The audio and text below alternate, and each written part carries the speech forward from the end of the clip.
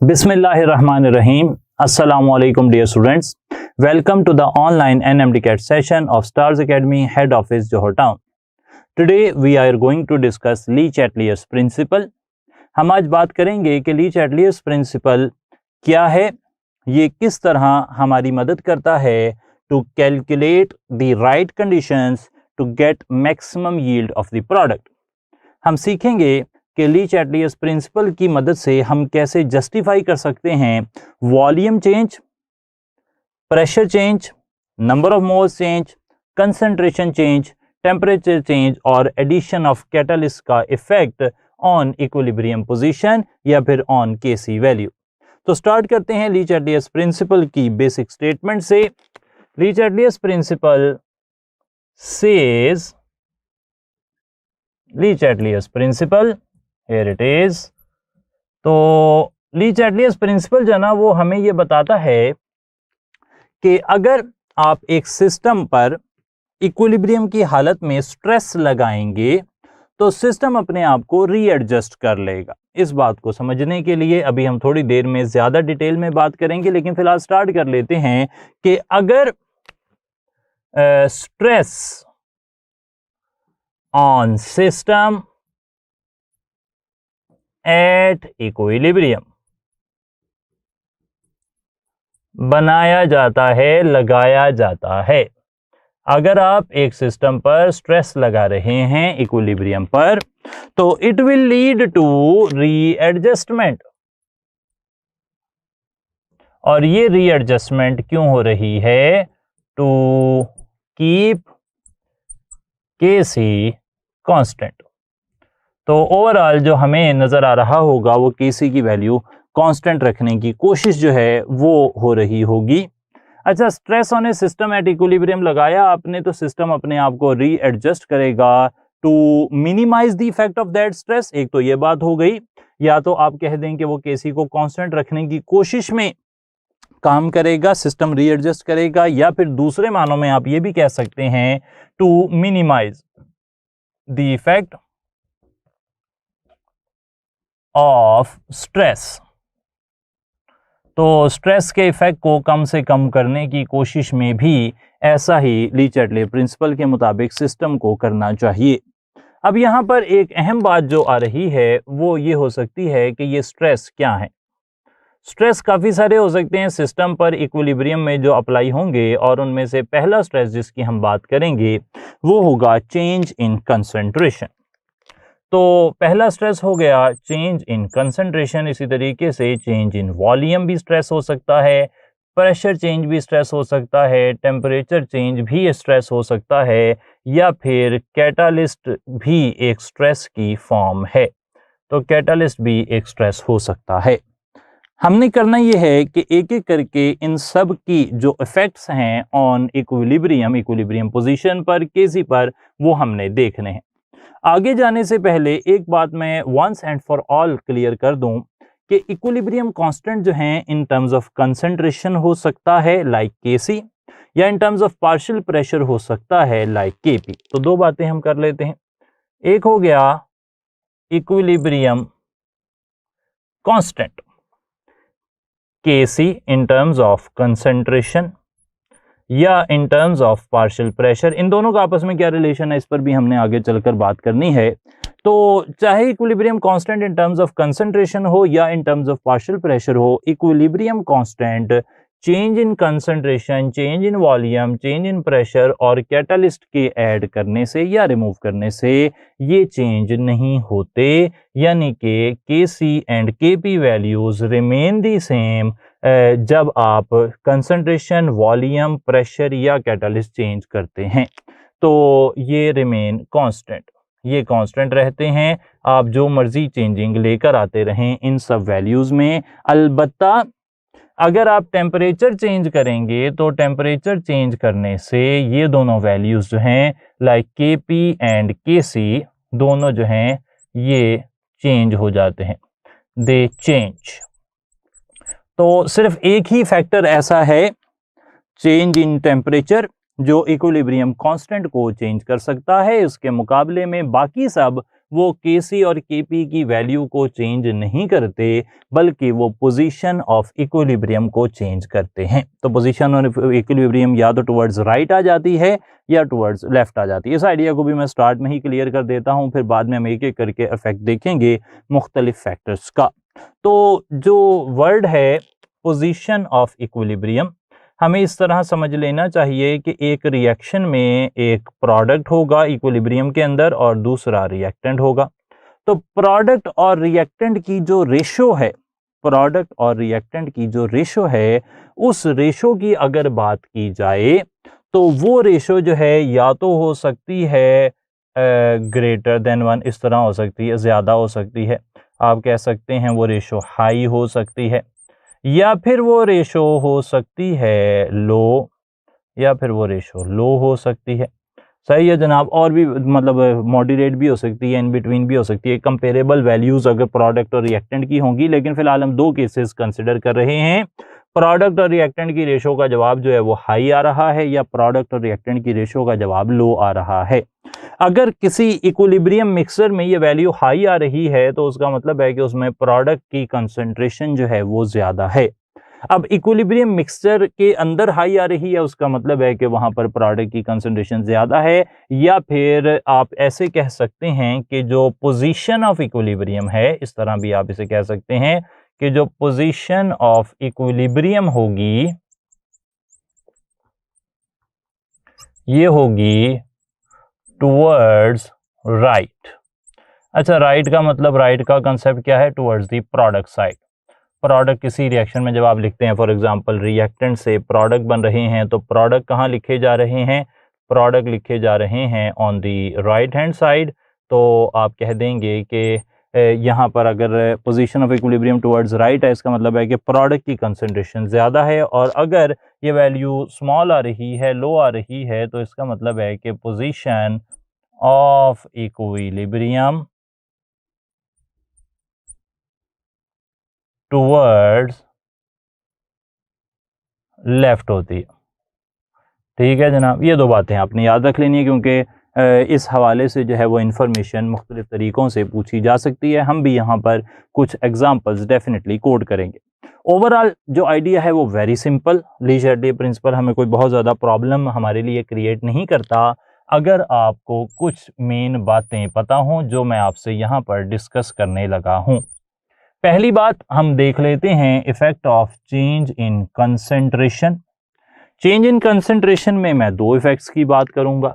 एक इफेक्ट ये है कि एक रिएक्शन अगर इक्विलिब्रियम में हो और आप उसमें रिएक्टेंट ऐड कर दें, यानी कि रिएक्टेंट की कंसंट्रेशन बढ़ा देते हैं, या फिर प्रोडक्ट रिमूव कर देते हैं, प्रोडक्ट की कंसंट्रेशन कम कर देते हैं। दो रास्ते मैंने बताए, रिएक्टेंट की कंसंट्रेशन ज्यादा कर दें या प्रोडक्ट की कंसंट्रेशन कम कर दें।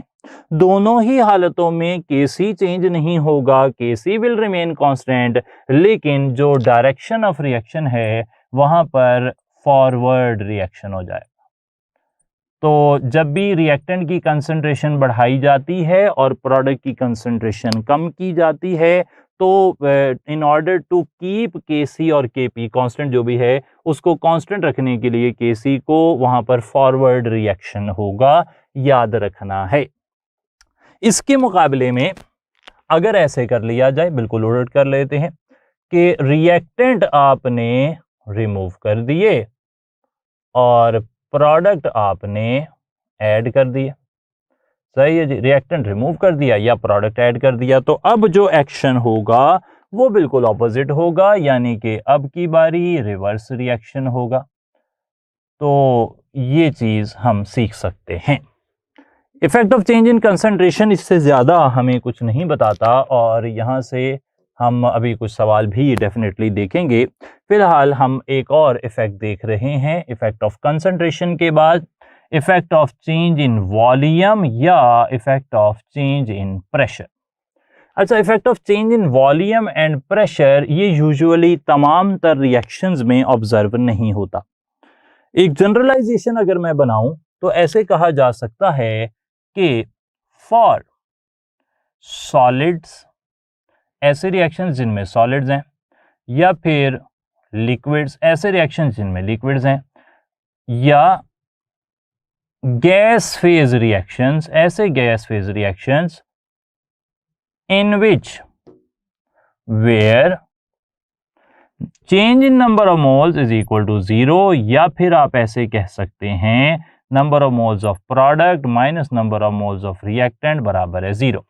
Change in number of moles 0 हो। अगर ऐसा होता है कोई रिएक्शन सॉलिड फेज में हो रहा है या लिक्विड फेज में हो रहा है या गैस फेज रिएक्शन है इस टाइप का कि उसमें कोई change in number of moles नहीं हो रहे, या फिर प्रोडक्ट और रिएक्टेंट के मोल्स का जो डिफरेंस है वो 0 है, इन ऑल दीज केसेस, इन सब केसेस के अंदर जो चेंज इन वॉल्यूम है या चेंज इन प्रेशर है, it does not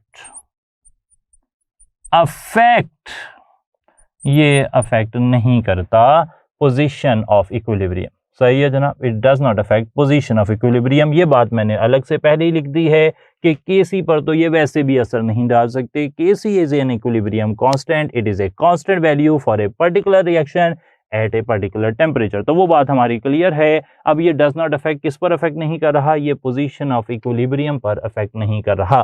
position of equilibrium अगर प्रोडक्ट बन रहा होगा, प्रोडक्ट ज्यादा बन रहा होगा तो आप कहेंगे position of equilibrium moves towards right, और अगर रिएक्टेंट ज्यादा बन रहा होगा तो position of equilibrium moves towards left. इस तरह आप इसे कहते हैं।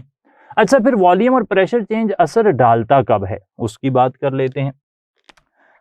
फॉर गैस फेज रिएक्शंस, ऐसे gas phase reactions where delta n is not equal to 0, या आप कह सकते हैं number of moles of product and number of moles of reactant are not equal to one another. वहां पर देखने में ये आया है कि अगर वॉल्यूम, प्रेशर से शुरू कर लेते हैं, इंडिपेंडेंट वेरिएबल है प्रेशर, प्रेशर इंक्रीज किया जाएगा तो वॉल्यूम डिक्रीज करेगा, और वॉल्यूम डिक्रीज करने से रिएक्शन मूव करेगा in the direction, reaction goes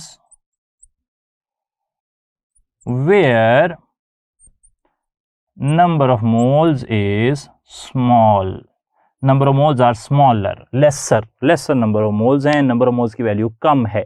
सही है जनाब। इस बात को वाज़ेह करने के लिए मैं एक आइडिया ले लेता हूं, और आइडिया हम यहां पर कोट कर रहे हैं 2SO2 plus O2 reversible reaction से बना रहे हैं 2SO3।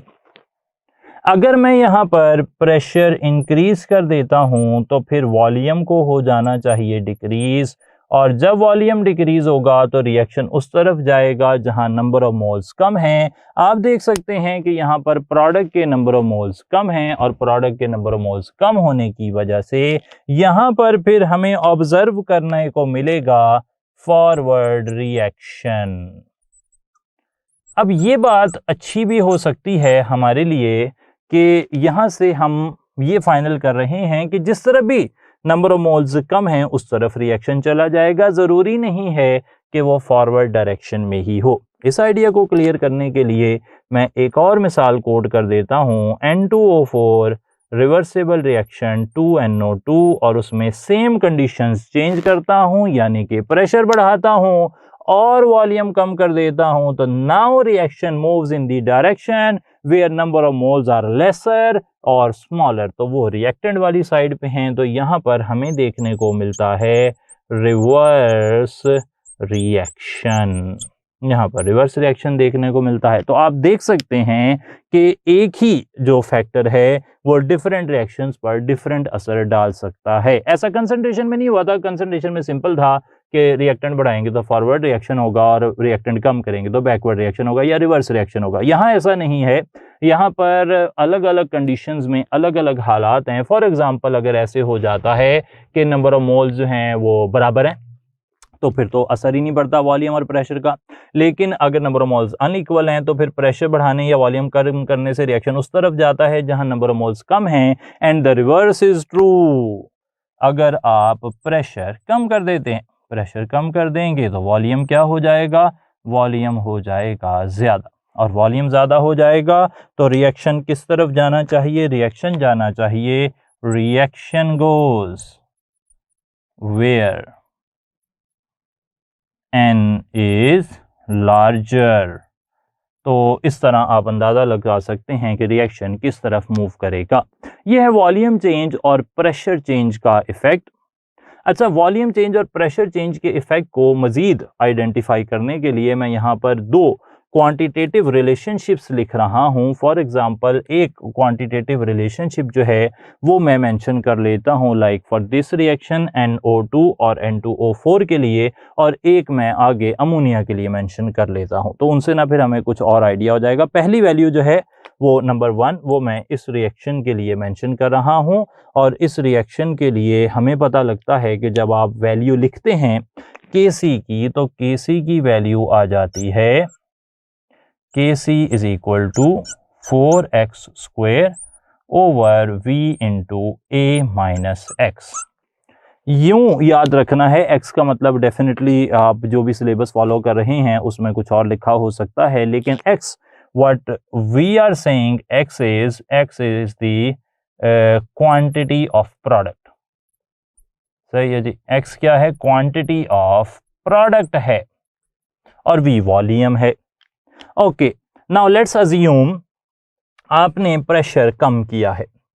प्रेशर कम किया है तो वॉल्यूम इंक्रीज करेगा। वॉल्यूम कहां पर है, डिनोमिनेटर में है। वॉल्यूम डिनोमिनेटर में है, वॉल्यूम की वैल्यू बढ़ रही है, तो फिर जवाब जो है वो कम हो रहा होगा, छोटा हो रहा होगा। In order to keep KC constant, KC की वैल्यू को बराबर रखने के लिए केसी की वैल्यू चेंज नहीं हो सकती, हमने कहा वॉल्यूम चेंज से, प्रेशर चेंज से। तो in order to keep KC constant, जब डिनोमिनेटर बढ़ेगा तो न्यूमरेटर बढ़ेगा। न्यूमरेटर क्या है, क्वांटिटी ऑफ प्रोडक्ट। तो इस आइडिया के तहत भी आपको सवाल जो है वो पूछे जाते हैं कि इक्वेशन के अंदर वॉल्यूम अब यहाँ पर इंक्रीज हुआ है, तो अब यहाँ पर कौन सा फैक्टर चेंज होगा, तो आप कहेंगे quantity of product accordingly change होगी। In order to keep KC constant, because whenever stress is applied on a system the system readjusts itself. देखने में लगता है कि शायद वो स्ट्रेस मिनिमाइज कर रही है, और वो स्ट्रेस मिनिमाइज कैसे होता है, by trying to keep the KC constant. तो ये एक आइडिया हो गया।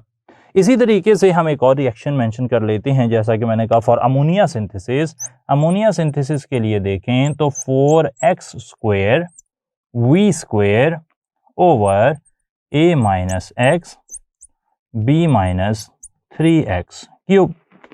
यहाँ पर वॉल्यूम भी न्यूमरेटर में है, और जो हमारे पास x है, रिएक्शन भी मेंशन कर देता हूँ, N2 plus 3H2 reversible reaction 2NH3। यहाँ पे नंबर ऑफ मोल्स प्रोडक्ट हमारे कम नजर आ रहे हैं। x क्या यहाँ पर है, हमने कहा कि x का नाम कोई और भी लिखा हो सकता है, आप जो सिलेबस फॉलो कर रहे हैं पंजाब फेडरल या ए लेवल, लेकिन हम उसको समझ रहे हैं एज क्वांटिटी ऑफ प्रोडक्ट। अच्छा, अब अगर यहां पर वॉल्यूम इंक्रीज होगा, प्रेशर डिक्रीज किया, वॉल्यूम इंक्रीज हुआ, तो वॉल्यूम इंक्रीज होगा, न्यूमरेटर इंक्रीज कर रहा है, वैल्यू इंक्रीज करनी चाहिए, जवाब बढ़ना चाहिए, but in order to keep KC constant, volume increase करने से एक्स यानी कि क्वांटिटी ऑफ प्रोडक्ट कम हो जाएगी। तो रिएक्शन किस तरह मूव करेगा, जहां नंबर ऑफ मोल्स ज्यादा हैं। तो इस तरह भी आप इस आइडिया को समझ सकते हैं। इसके बाद एक और इफेक्ट जो हम देखना चाह रहे हैं वो इफेक्ट होगा effect of catalyst, and then we'll move towards temperature effect। तो तीसरा इफेक्ट जो हम देख रहे हैं वो है effect of addition of catalyst. Catalyst के बारे में आपने याद रखना है कि जो कैटालिस्ट होता है ये असर नहीं डालता, इट डज नॉट अफेक्ट। हम मेंशन कर लेते हैं एरो लगाकर कि कैटालिस्ट जो है इट डज नॉट अफेक्ट केसी। ये तो हमें पता था, इसमें तो कोई नई बात नहीं है, but catalyst also does not affect the position of equilibrium। तो जिस तरह बाकी सब चीजें पोजीशन ऑफ इक्विलिब्रियम को राइट या लेफ्ट पर लेकर जाती हैं, कैटालिस्ट ऐसा कुछ नहीं करता। कैटालिस्ट का सिर्फ एक काम है, और वो एक काम ये है कि कैटालिस्ट जो है it increases rate of forward and rate of reverse reaction.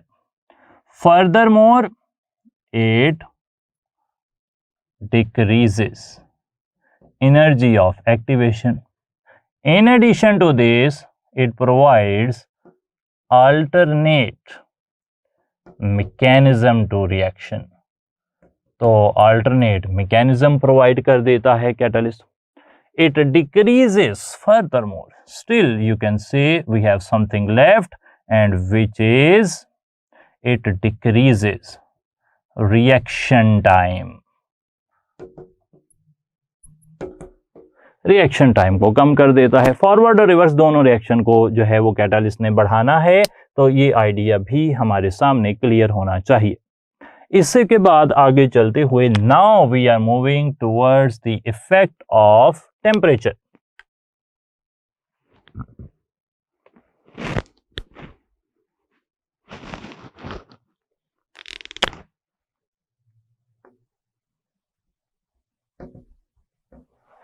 To study the effect of temperature हमें ये अंदाजा लगाना चाहिए कि reactions can be of two types majorly. एक रिएक्शंस हैं which are endothermic reactions like positively charged, उनमें heat जो है वो पॉजिटिव उनमें होता है वैल्यू, हीट एब्जॉर्ब हो रही होती है. जब हीट एब्जॉर्ब होगी तो you can write them like this, A plus B plus heat, reversible reaction forms C plus D. अगर कोई रिएक्शन एंडोथर्मिक नहीं है तो एक और रास्ता ये हो सकता है कि वो एक्सोथर्मिक हो जाए. अगर वो एक्सोथर्मिक है तो फिर हमें इस तरह बात करनी चाहिए कि A plus B C plus D plus heat बना देते हैं. ठीक हो गई जी बात. तो वो हीट क्या है, प्रोडक्ट है. अच्छा, अब यहाँ हम इसे रिलेट कर रहे हैं कि एंडोथर्मिक रिएक्शन में हीट को if we consider heat as a component of system, इस आइडिया को जरा समझने की जरूरत है. If we consider heat as a component of system, तो एंडोथर्मिक रिएक्शन में हीट कहाँ होगी, रिएक्टेंट में. एक्सोथर्मिक रिएक्शन में हीट कहाँ होगी, प्रोडक्ट में होगी. तो ये बात तो हमें क्लियर हो गई. अच्छा, we are considering heat as a component of system, although when we write the Kc value for these reactions, it would come out to be concentration of product divided by concentration of reactant. Okay, ऐसे होगा. Heat जो है वो equation में नहीं आती, equation में heat नहीं आती, लेकिन हीट जो है वो जो बैलेंस केमिकल इक्वेशन में है, अगर आप उसे कंपोनेंट ऑफ सिस्टम माने तो हीट एज ए रिएक्टेंट काम करती है for endothermic reactions, as a product काम करती है फॉर एक्सोथर्मिक रिएक्शंस. ये दो आइडियाज हमें पता होने चाहिए. Now we move towards the change in concentration. अगर आप पहले मैं बात कर लेता हूँ एंडोथर्मिक रिएक्शंस की, बाद में बात करूंगा एक्सोथर्मिक रिएक्शंस की. फॉर एंडोथर्मिक रिएक्शंस मैं यहाँ पर दो इंपॉर्टेंट कंक्लूजन्स ड्रॉ करूंगा, फिर चलेंगे एक्सोथर्मिक रिएक्शंस की तरफ. एंडोथर्मिक रिएक्शंस में दो काम किए जा सकते हैं. या तो आप टेम्परेचर इंक्रीज करेंगे या फिर आप टेम्परेचर डिक्रीज करेंगे.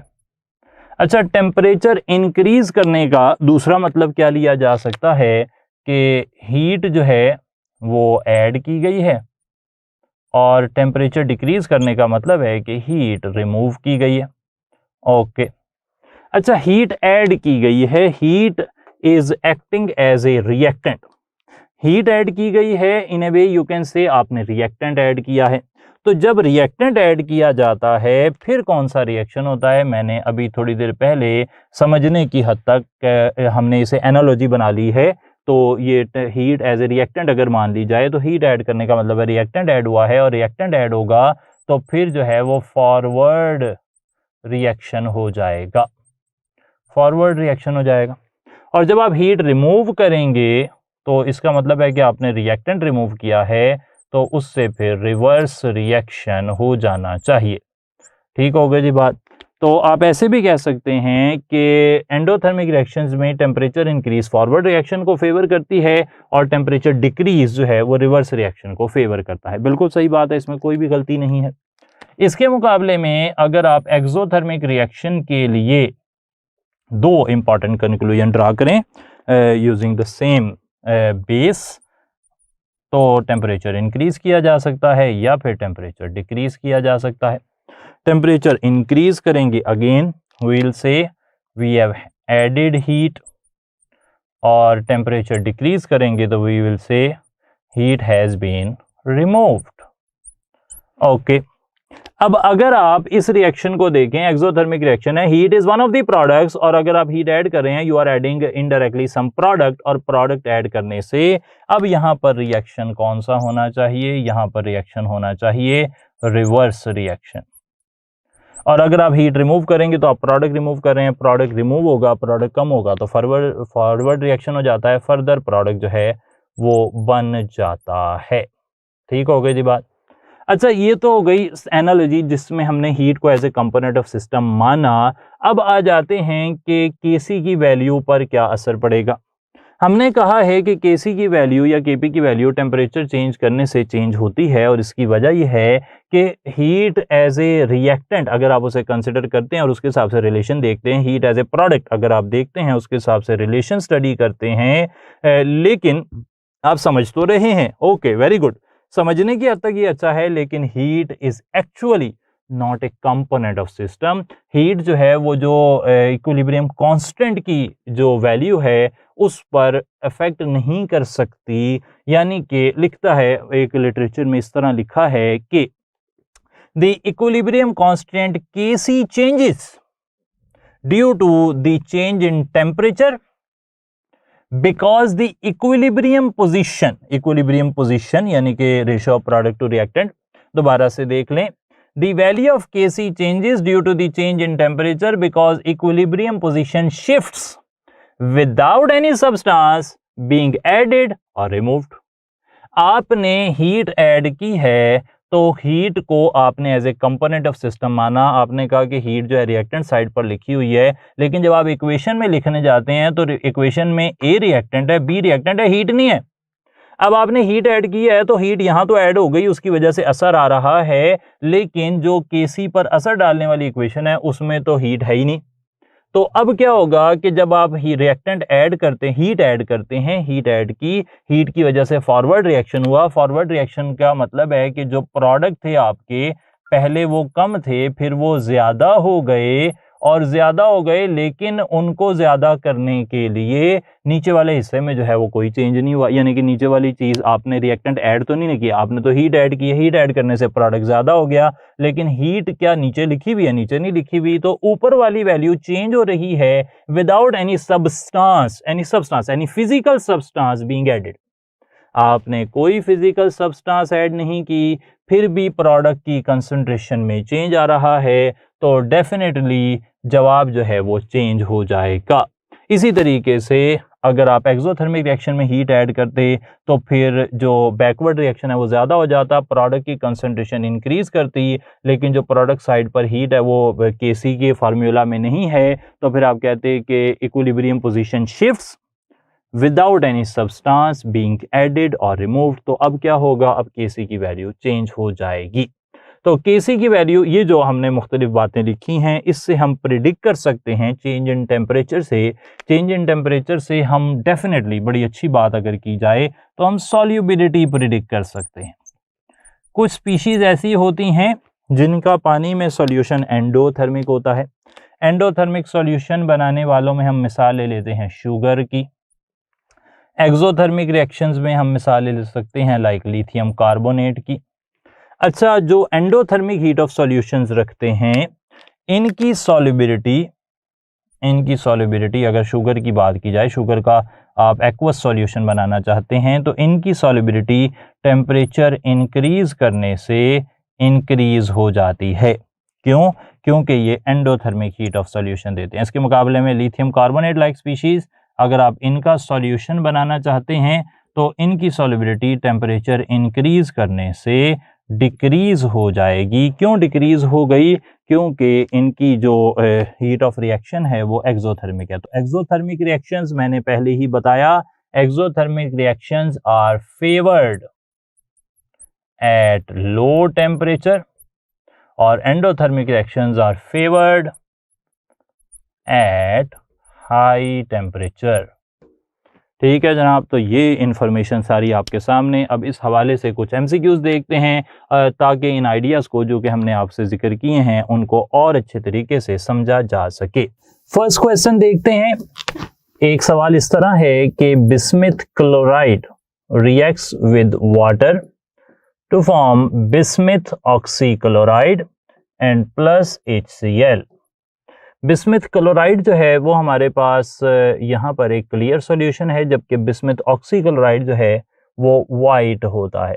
अच्छा, ये वाइट कलर का होता है, ये प्रेसिपिटेट वाइट कलर के हैं। ये रिएक्शन जो है ना आमतौर पर चुना भी रिवर्सिबल रिएक्शन की स्टडी में जो इफेक्ट ऑफ कंसंट्रेशन है उसको स्टडी करने में यूज़ किया जा सकता है, क्योंकि यहाँ पर एक स्पीशी जो है वो क्लियर है जबकि जो प्रोडक्ट है प्रोडक्ट साइड वाइट है। तो जब यहाँ पर आपको प्रोडक्ट बनता हुआ नज़र आएगा तो आपको पता लग जाएगा कि यहाँ पर ना कोई रिएक्शन हो रहा है, वाइट प्रेसिपिटेट की अमाउंट जो है वो बढ़ती जाएगी। अच्छा, अब यहाँ पर सवाल ये है कि इस रिएक्शन के लिए, दिस पर्टिकुलर रिएक्शन जो कि मैंने आपके सामने लिखा, एडिशन ऑफ HCl का क्या असर होगा। Addition of HCl will, HCl add करने से क्या तब्दीली आएगी। अच्छा, अब HCl जो है ये प्रोडक्ट है और प्रोडक्ट ऐड करने से हमने देखा था कि बैकवर्ड रिएक्शन जो है वो ज़्यादा होता है। अच्छा, प्रोडक्ट ऐड किया, रिएक्टेंट जो है वो ज़्यादा बन जाएंगे, डेफिनेटली ये बात तो सही हो गई। लेकिन क्या Kc जो है वो डिक्रीज होगा या इंक्रीज होगा। तो बिल्कुल सही बात है कि Kc तो चेंज नहीं होता प्रोडक्ट और रिएक्टेंट को कम या ज़्यादा करने से, तो अल्फा और बीटा जो हैं वो तो हमारे काम के नहीं हैं। अच्छा, सॉल्यूशन बिकम्स क्लाउडी, क्या सॉल्यूशन ज़्यादा क्लाउडी हो जाएगा। प्रोडक्ट जो है ना हमारा वो वाइट प्रेसिपिटेट हैं और डेफिनेटली फिर वो सॉल्यूशन का जो प्रोडक्ट साइड है वो क्लाउडी है, वो वाइटिश है। तो अगर आप प्रोडक्ट ऐड कर रहे हैं तो बैकवर्ड रिएक्शन जा रहा है और बैकवर्ड रिएक्शन के अंदर क्लियर सॉल्यूशन है, तो यहाँ पर सॉल्यूशन क्लाउडी नहीं होगा बल्कि सॉल्यूशन क्लियर हो जाएगा। एक बात तो आपने ये देख लेनी है। एक और सवाल देख लेते हैं यहाँ पर। ये क्वेश्चन भी बड़ा ही इंटरेस्टिंग है और इस क्वेश्चन में 2HF रिवर्सिबल रिएक्शन से बना रहे हैं H2 + F2 और इसी तरीके से PCl5 रिवर्सिबल रिएक्शन से बना रहा है PCl3 + Cl2। ठीक हो गई जी बात। तो अब सवाल ये है कि which of the following is true for both of these reactions। इन दोनों रिएक्शंस के लिए कौन सी बात जो है वो सही है। So here is a question for you. यहाँ पर हाइड्रोजन फ्लोराइड, हाइड्रोजन और फ्लोरीन बना रहे हैं, रिएक्टेंट और प्रोडक्ट के मोल्स बराबर हैं, जबकि PCl5 जो है वो PCl3 और Cl2 बना रहा है। यहाँ पर प्रोडक्ट के मोल ज्यादा हैं। जब प्रोडक्ट और रिएक्टेंट के मोल्स बराबर नहीं होते हैं तब हमें देखने को मिलता है वॉल्यूम और प्रेशर का effect.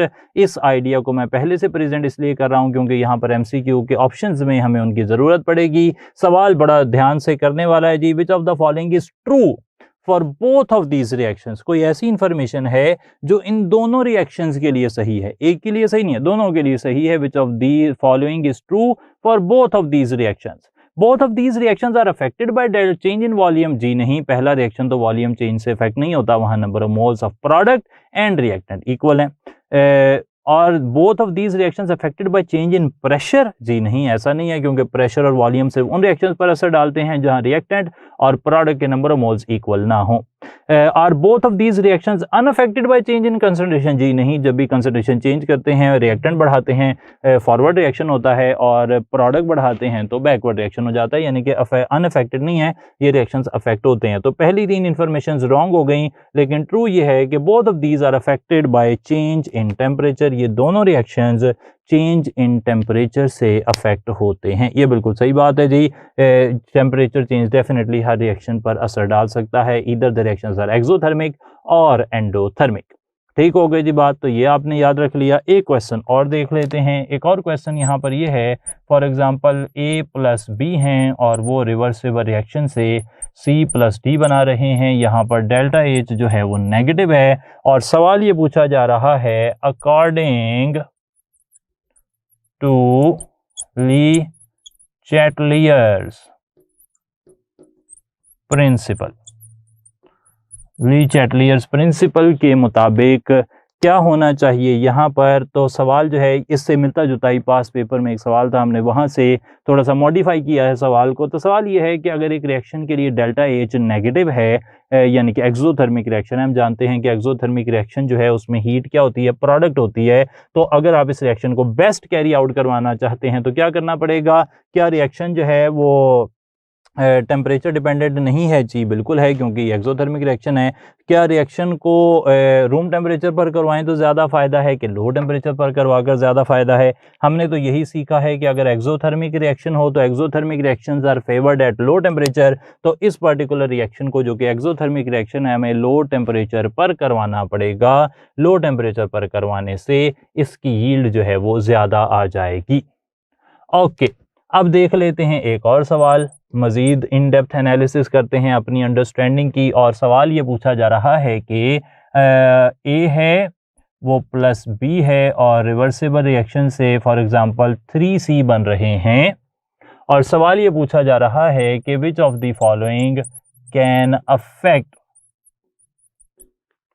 This reaction in more than one ways. कौन सा ऐसा फैक्टर है जो इस रिएक्शन पर एक से ज़्यादा तरीक़ों से असर डाल सकता है?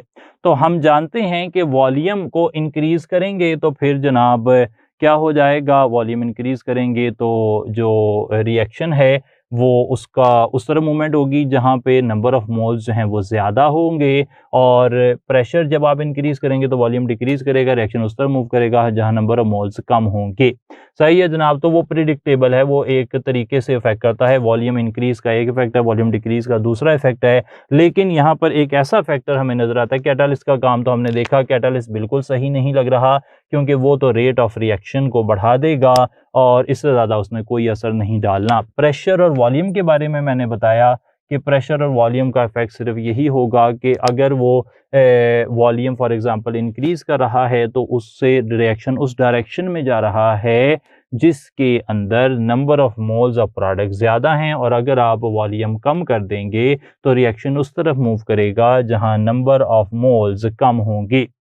अलबत्ता जो सबसे ज़्यादा अनप्रिडिक्टेबल है या मैक्सिमम वेज में जो अफेक्ट कर सकता है, मोर वेज में अफेक्ट कर सकता है। अगर आप मोर देन वन वेज की जगह मोर वेज कर लें तो और ज़्यादा एलेबोरेट हो जाता है क्वेश्चन के सबसे ज़्यादा तरीक़ों से कौन असर डाल सकता है। तो अब हम बात करेंगे कि यहाँ पे चेंज इन टेम्परेचर जो है वो बड़ा ज़बरदस्त फैक्टर है, वो बहुत ज़्यादा तरीक़ों से असर डाल सकता है। फॉर एग्जांपल ये रिएक्शन जो है ये एंडोथर्मिक भी हो सकता है और एक्सोथर्मिक भी हो सकता है। अगर एंडोथर्मिक होगा तो टेम्परेचर दो तरह से असर डालेगा और अगर एक्सोथर्मिक होगा तो भी टेम्परेचर दो तरह से असर डालेगा। तो यहाँ पर टेम्परेचर का असर जो है वो आपको एक से ज़्यादा तरीक़ों से नज़र आता है ऑन दिस पर्टिकुलर रिएक्शन, या हर उस रिएक्शन के लिए जिसमें हमें फ़िलहाल जो है एंथैल्पी मेंशन ना की गई हो। जब एंथैल्पी मेंशन की गई होती है तो वी कैन प्रेडिक्ट के टेम्परेचर कम करने से रिएक्शन फॉरवर्ड होगा। लेकिन अगर ये चीज़ मेंशन नहीं है तो फिर आपके पास एक से ज़्यादा तरीके हैं जिससे जो है वो रिएक्शन पर असर डल सकता है। एक सवाल और देख लेते हैं, आखिर में एक छोटी सी इंफॉर्मेशन देंगे और आज का लेक्चर मुकम्मल होगा। यहाँ पर सवाल ये है कि which of the following reactions is favoured at high pressure. अच्छा, कौन सा ऐसा रिएक्शन है जो हाई प्रेशर पर फेवर होगा? हमने क्या सीखा हुआ है कि जब प्रेशर इंक्रीज करता है तो फिर वॉल्यूम को क्या हो जाता है, तो फिर वॉल्यूम जो है वो डिक्रीज हो जाता है और वॉल्यूम डिक्रीज हो जाता है तो रिएक्शन उस तरफ जाता है जहां नंबर ऑफ मोल्स कम है। तो फेवर होने का मतलब है कि प्रोडक्ट ज़्यादा बने। सही है जी, जब भी बात हो रही है ना रिएक्शन फेवर हुआ है इसका मतलब है प्रोडक्ट ज़्यादा बन रहा है। तो अब यहाँ पे बीटा में प्रोडक्ट के मोल ज़्यादा हैं, हमें नंबर ऑफ मोल्स कम चाहिए। चार्ली में नंबर ऑफ मोल्स इक्वल हैं, डेल्टा में भी प्रोडक्ट के मोल ज़्यादा हैं। सिर्फ अल्फा ऐसा रिएक्शन है जिसमें नंबर ऑफ मोल्स प्रोडक्ट कम है। तो जब प्रेशर बढ़ाया जाएगा वॉल्यूम कम होगा और रिएक्शन उस तरफ मूव करेगा जहां नंबर ऑफ मोल्स कम होते हैं। इसके बाद आगे चलते हुए एक इंफॉर्मेशन मैं और पास करता चलूँ, वो ये है कि इक्विलिब्रियम कांस्टेंट जो हैं वो हो सकते हैं Kp और इक्विलिब्रियम कांस्टेंट हो सकता है Kc। Kp जो है इन टर्म्स ऑफ पार्शियल प्रेशर, यानी कि this is particularly use for gases. इसके मुकाबले में Kc जो है वो इन टर्म्स ऑफ कंसंट्रेशन है और this term is more commonly used for solutions. ठीक हो गई थी बात। तो Kp और Kc में रिलेशन ये होता है कि Kp is equal to Kc RT की पावर डेल्टा n। अच्छा, अब यहाँ पर डेल्टा n क्या है? डेल्टा n है तीन तरह से इसकी वैल्यू हो सकती है, ज़ीरो हो सकती है। डेल्टा n वैसे मेंशन कर दूं मैं कि वो क्या होता है। डेल्टा n होता है number of moles of product minus number of moles of reactant. अच्छा, डेल्टा एन या तो 0 हो सकता है, इन दैट केस Kp और Kc की वैल्यू बराबर आ जाती है, या फिर डेल्टा एन जो है वो ग्रेटर देन 0 हो सकता है, इन दैट केस Kp की वैल्यू Kc की वैल्यू से ज़्यादा आती है, या फिर डेल्टा एन लेस देन 0 हो सकता है, Kp की वैल्यू लेस देन Kc आ जाती है। ठीक हो गई थी बात। तो ये हिस्सा भी हमने मुकम्मल कर लिया। इस रिलेशन को याद रखें। अब कल का काम हमारा ये है कि हमने जो आज एमसीक्यूज़ किए हैं इसके साथ और बहुत सारे एमसीक्यू पहले हम जाकर कल स्टार्ट ही एमसीक्यूज़ से करेंगे और उसके बाद टॉपिक को आगे लेकर चलेंगे, जिसमें हमने पढ़ना है सिंथेसिस ऑफ अमोनिया की बात करनी है और अप्लाई करेंगे ली चार्टियर की स्टडी को अपने टॉपिक के हवाले से। Till then take care, thank you so much, अस्सलाम वालेकुम।